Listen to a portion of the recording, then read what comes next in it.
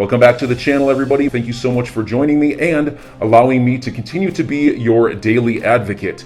If you're new here or you're not subscribed for any reason, please do me a huge favor and hit the subscribe button. Thank you to all of you who have been watching and following me for so long. It truly means a lot, and I'm glad that I can be this person. John Deaton sent out a tweet, which you can see right here. We already know that one of the major motions or judgments from the court that we need to hear is the decision on the 63 email draft concerning William Hinman's speech, which was delivered back in 2018. That's why I am showing this tweet in a clip. Why the Hinman speech emails equal settlement?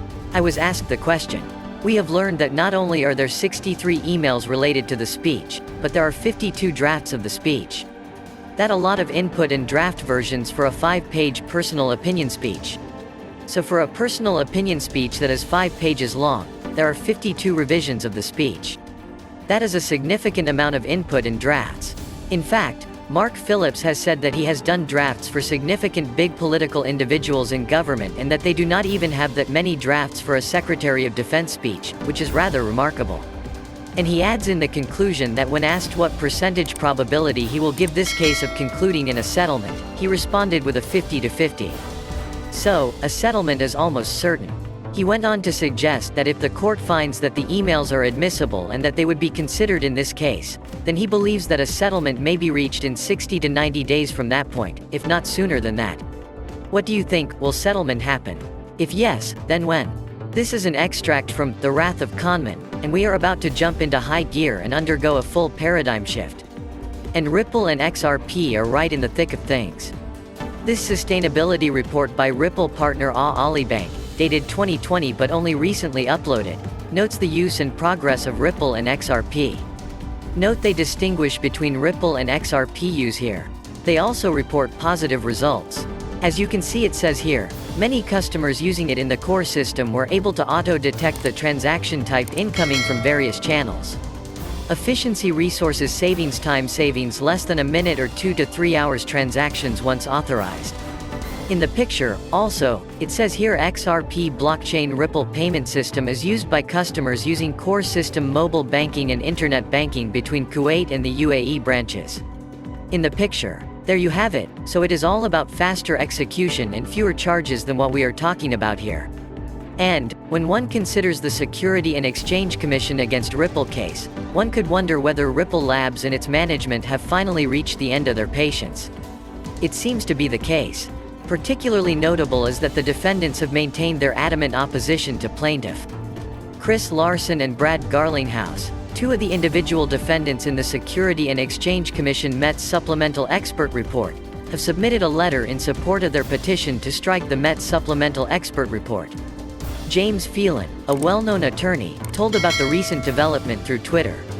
Ripple, Chris Larson, and Brad Garlinghouse have filed a letter in further support of their motion to strike the Security and Exchange Commission late-filed Met supplemental expert report. As Ripple maintained a firm posture in its lawsuit against the Securities and Exchange Commission, major investors of the company native coin, XRP, became increasingly interested. According to WhaleStats data, XRP usefulness to whales has grown as it has risen to the top of the list of the most often utilized smart contracts by the 1,000 largest BSC whales. Just in XRP, Ripple is back on the top most used smart contracts by 1,000 biggest BSC whales over the last 24 hours. What do you think? Is this going to give a pump to XRP price? As the Security and Exchange Commission against Ripple lawsuit nears its conclusion, the interactions between the parties have been harsher and more detailed than they had been before. Recent comments by Ripple counsel have prompted legal experts who are following the case to infer that the Security and Exchange Commission internal papers, which Judge Ned Byrne has ordered to be provided, contain something potentially damaging to the agency.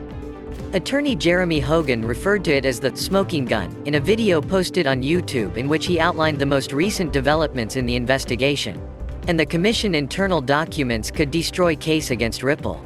Attorney Hogan believes that the Security and Exchange Commission legal positions on this are quite abnormal, especially in light of the fact that the Security and Exchange Commission has gone to extraordinary lengths to avoid turning them over, including asking Judge Ned Byrne to reconsider her order and indicating that they intend to appeal Judge Ned Byrne ruling to Judge Torres if she does not change her mind.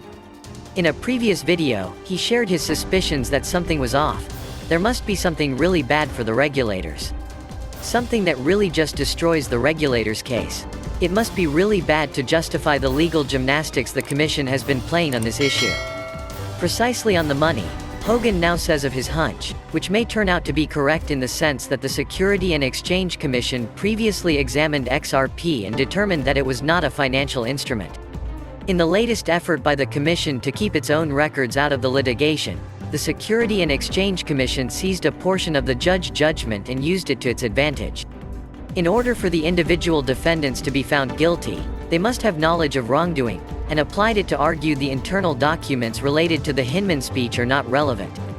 The Security and Exchange Commission stated in the motion, in light of Judge Torres' order, it is clear that the Commission internal documents, reflecting its staff thinking about XRP, Bitcoin, Ether, or any other digital asset, have no relevance. Ripple, in its turn, made quite the reveal, that Hinman potentially analyzed XRP and concluded it was not a security. The Security and Exchange Commission should not be permitted to argue to the fact finder that Mr. Garlinghouse and Mr. Larson were reckless not to recognize that XRP purchasers saw XRP as an investment in a common enterprise while concealing potentially that the Security and Exchange Commission-owned Director of Corporation Finance had analyzed a substantially similar asset, and maybe even XRP itself, and concluded that it was not. Attorney Hogan admitted the possibility of a bluff, but that it is more likely that it is not. And if Ripple gets what it wants, XRP lawsuit is over by the summer in terms of the Security and Exchange Commission versus Ripple case. The defendants want to move forward quickly with summary judgment on the main issues in the case, whether XRP is a security and whether the fair notice defense applies. The Security and Exchange Commission, on the other hand, is attempting to hold them back with additional delays by keeping discovery alive. This gamesmanship, as Ripple refers to it, has fueled the harshest language to date. Remember that all of the commotion and frustration are unrelated to the legal issues in the case. The conflict is that Ripple is attempting to expedite the case while the Security and Exchange Commission, for whatever reason, is attempting to delay. If Ripple can get those issues to summary judgment and win on either one, the case against Garlinghouse and Larson will be dropped.